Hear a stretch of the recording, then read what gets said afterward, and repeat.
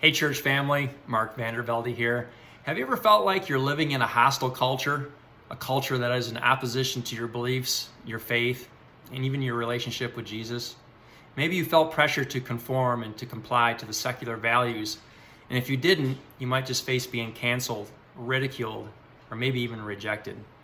You might be facing this in your workplace, amongst your friends, or maybe even in your own family. I'm reading the book of Daniel, and if there was ever anyone who could relate to this, it would be Daniel and his companions.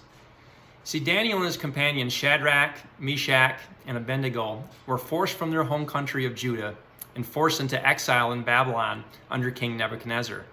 Babylon was a wicked, wicked country, and King Nebuchadnezzar was a ruthless and wicked, wicked king.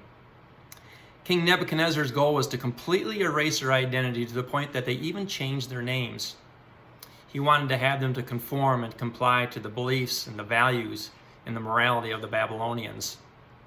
As they were faced with adversity, God was always faithful and his favor was always upon them. But then things came to a head.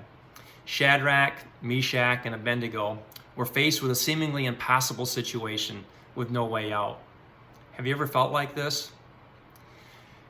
The three men were forced to bow down to a golden object every single time music was played.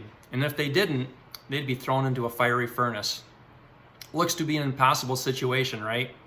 But how many of you know that God loves to show himself in impossible situations? He was just waiting to see how Shadrach, Meshach, and Abednego were going to respond.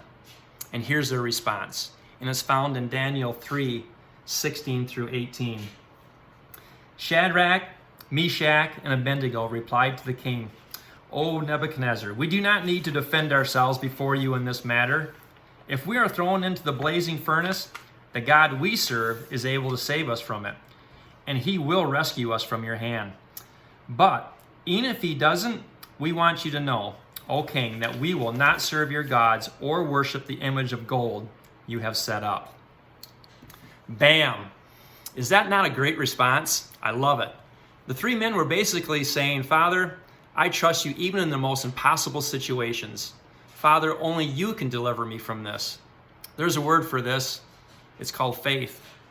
What's great about the ending of this story is that not only did God deliver them from the fiery furnace, he even promoted them in the province of Babylon.